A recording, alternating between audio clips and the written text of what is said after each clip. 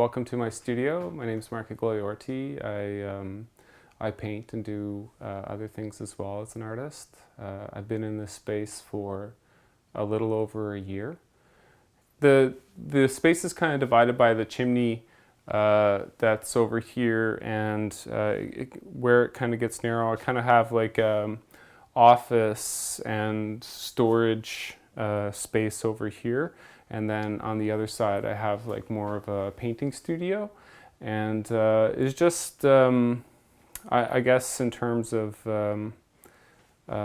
creating, it's handy to kind of be able to walk from one to the other, and also to kind of keep them a little bit separate and distinct.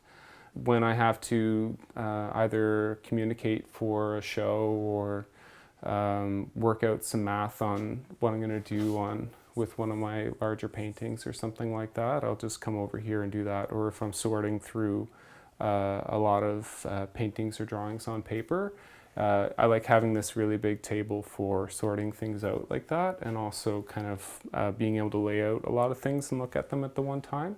Say if I was painting here, I could have something tacked up to the wall, and this mess could just kind of come off, and I could put up a whole new sheet of plastic if I needed to. So this is just like a studio table that I put together from an IKEA table frame, and then this IKEA drawer and some glass to paint on top of. But it's like when I'm working, I just want to be able to grab stuff quickly, like say a palette knife. So I have like a bunch of different palette knives in here that I'll just grab and keep working from. Barrier cream, gloves if I need them. So yeah, just keep things like really close so that I can use them as I need them. Same thing with the brushes. So I have a nice kind of set of brushes to be able to just kind of grab and put up here to work with.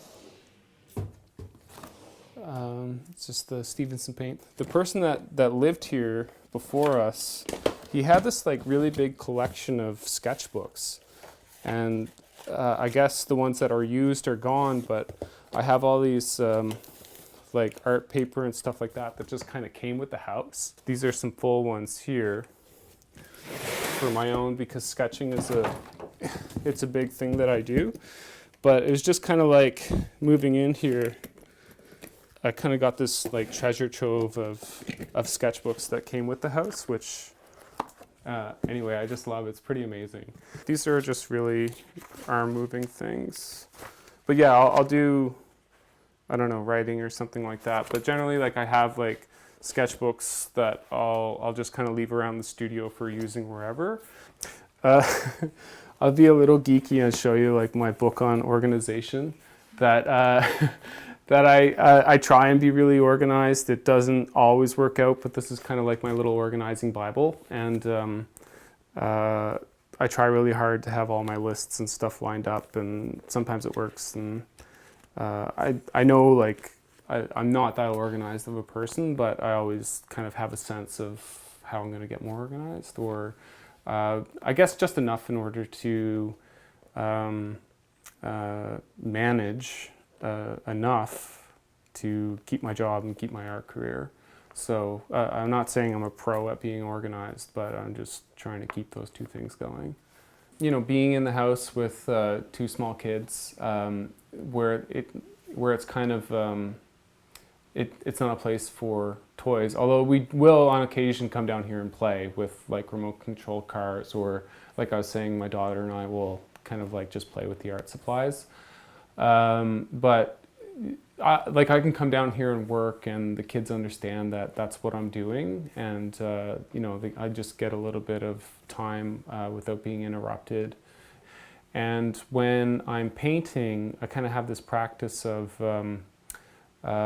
like I have a little digital clock I'll show you, that I give myself something like, it depends, like maybe 15-20 minutes to diddle around. You know, like, because you can't, I find like you can't just, you got to get changed into your grubby clothes, and maybe there's a couple emails to answer or something like that, but I got to limit that.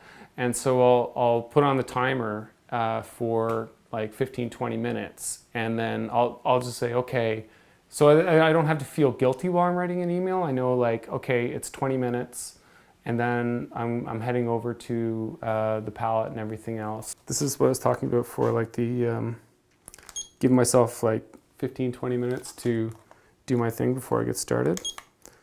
So I'll set that and I'll go about whatever I'm doing, and then make sure to get back to work before that gives out, or when it gives out. I've been fortunate to be in a job where I can take time off, and I've been able to produce, and then in the meantime I've been able to kind of like administer my participation in all these different shows and artist projects and stuff like that. So I've had a pretty eventful couple of years, and like I have a grant now that I'm going to be looking to take about half a year off and just produce. So I feel really constrained in terms of time, but at the same time I'm kind of creating time as well, so I can look forward to that. I've always kind of looked for opportunities to follow an art career. At the same time, like I've been teaching and doing other kinds of work, but like say when I was doing my education degree, which was just a 12-month program, there was a call to for Aboriginal work studies at the Banff Centre for the Arts for a year long, and what I ended up doing was taking a leave from my education program for a year so that I could apply for and take that opportunity to work at the Banff Centre. And so it was kind of like, yeah, like if there was an opportunity to kind of focus more on art, I would just kind of pounce on it. You know, there's the culture that you choose, and then there's the culture that you're a part of, you're born into. I think the thing with skateboarding is, yeah, you kind of I feel like that was, I kind of arrived at, you know, what was for me. Like it was always obvious to me, like when, you know, from my very first memories of seeing skateboarding and then picking it up, like it just fit, whereas everything else really didn't. And it's the same thing for painting and drawing. When I eventually got there, I knew that was for me, and I just ran with it. I also skateboard in here sometimes. You'll see like the marks on the floor, but it's more like I'll just be kind of like, I find too, when you're in the studio, you do get a bit of pent up energy because you're creating, sure, but you're not really doing anything that physical. So, you know, sometimes I'll break up the day by trying a few tricks, like going back and forth, but that's a skateboarding thing. I don't know. The sculpture project is a Comatic box, which is, you know, go on top of a Comatic, which is a sled. For Inuit, it was like, it would normally be, well, today behind a skidoo, being dragged by a skidoo, but before it's like a form that was for dog teams. And where I'm from, Goose Bay, which is kind of like a small town, kind of a suburban feel to it, with like lawns and driveways and stuff like that. What I always loved is like, or do love, is like how there would be like these Comatics like in people's yards and stuff like that. And when I was in Goose Bay, I built a skateboard box that kind of looked like a Comatic box. And that was a project that I developed to exhibit in Toronto.